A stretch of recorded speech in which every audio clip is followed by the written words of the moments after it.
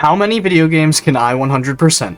That is a question I've been asking myself lately, and today I'm going to add another game to my list. That game is none other than Adventure Time: Pirates of the Enchiridion, which is an action-packed turn-based RPG set in the land of Oo, where Finn, Jake, and other friends have to figure out why everything is flooded. Pirates of the Enchiridion has a total of 36 achievements, and like always, our progress will be displayed by the counter in the top right of the video. Now, without further ado, let's get right into the game. We start off this epic pirate journey with Finn and Jake waking up in the middle of the sea on a boat. They soon discover they are still in Oo and assume Ice King is responsible for the flooding, so the Ice Kingdom is our first stop. Here we actually get our first achievement by successfully interrogating Ice King and learning his crown was messed with and it was causing him to melt stuff instead of freezing it. Ice King also decides to throw the crown out because it wasn't working how it was supposed to. Shortly after we embark on our journey to find the crown, Finn and Jake run into some pirates that we must fight. Defeating these pirates grants us our next achievement for winning our first sea battle. Finn and Jake then continue their adventure over to the Candy Kingdom to see if there is any information that could help them in their journey. While here, we get another achievement by feeding into our greedy side and destroying 50 environmental destructibles to get money. We also meet this candy person who needs our help making their barricade stronger. Once we bring over all the bags of sugar, we are awarded with some loot and another achievement for completing our first side quest. Once we climb up the Candy Castle, we can use something called a pirate lookout, which shows us all the details on our map for the area and gives us another achievement. Marceline is also found in the Candy Kingdom, so once we get her hat back, she's able to step out into the sunlight and join our party. The next objective is in a place called the Evil Forest, so our adventurers set sail again. While at sea, we are able to fish up another easy achievement by collecting 25 boxes floating in the water. We also meet this big scary kraken that we will have to slowly damage throughout the game whenever he appears. Our adventurers decide to make a pit stop at Mushroom Island, where we can do a little shopping and get another achievement. There's a side quest we can complete here that gives us another achievement because it involves us breaking 10 sea destructibles. Now that our random pit stop is over, we are able to make it to the Evil Forest, where our adventurers explore and discover another pirate lookout and also fight some enemies along the way. One of these battles was with pirates that were a higher level than us, so we got another achievement for emerging victorious. Unfortunately, our next battle was against Fern, who is basically an evil green Finn and also the first boss of the game. We did end up losing to Fern, but I did get the achievement for reviving one of my party members during the fight. After that loss, our adventurers decided to go train in the ancient art of level farming, and in the process we got an achievement for destroying 250 environment destructibles. Not long after, we also got another achievement for defeating 50 enemies in combat. Now that our adventurers have been upgraded a bit and all have their super abilities charged, we were able to successfully take out Fern and get another achievement.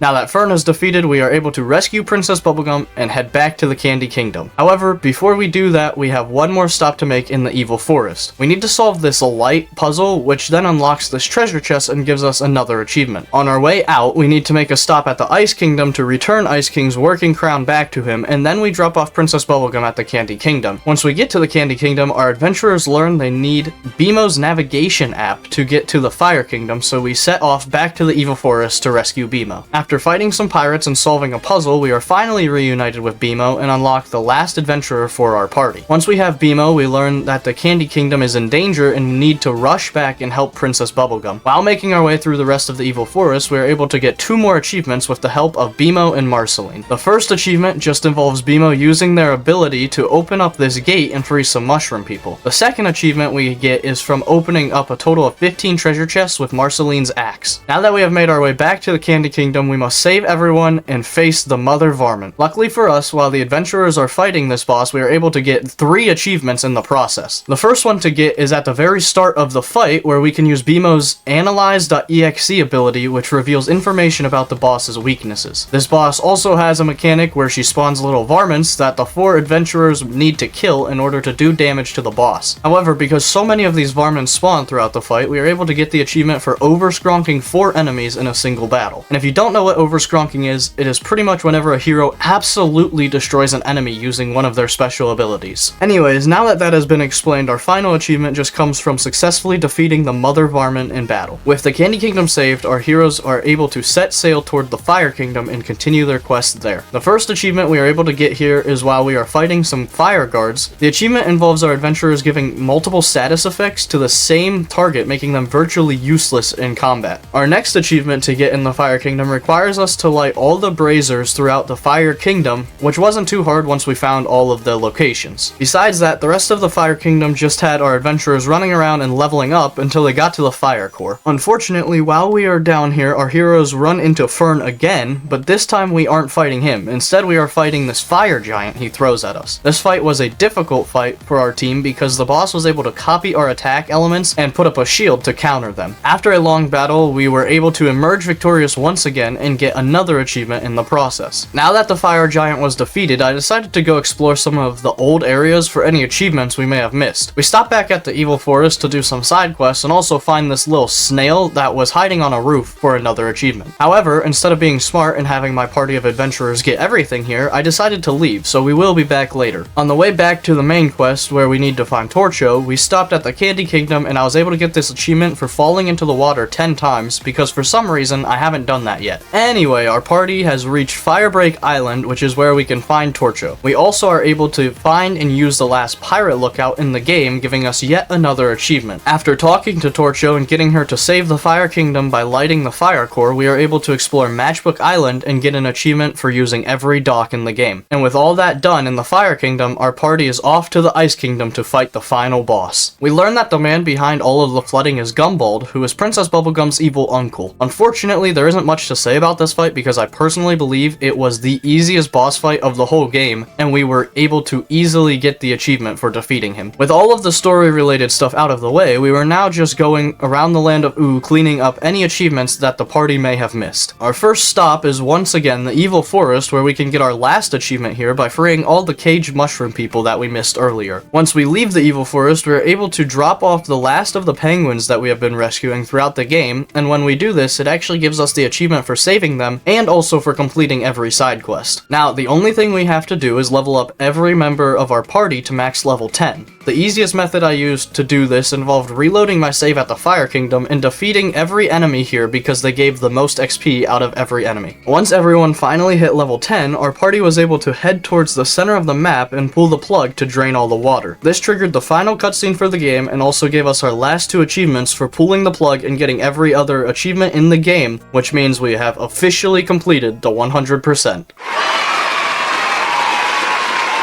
Overall, Adventure Time Pirates of the Enchiridion is a fun game that takes a lot of good elements from the show. The jokes were corny, but still made me laugh, and the story was pretty good as well. If you did enjoy this video and want to see me continue my journey to 100%ing every game, please consider liking and subscribing. God bless you all, thank you for watching, and I hope to see you in the next video.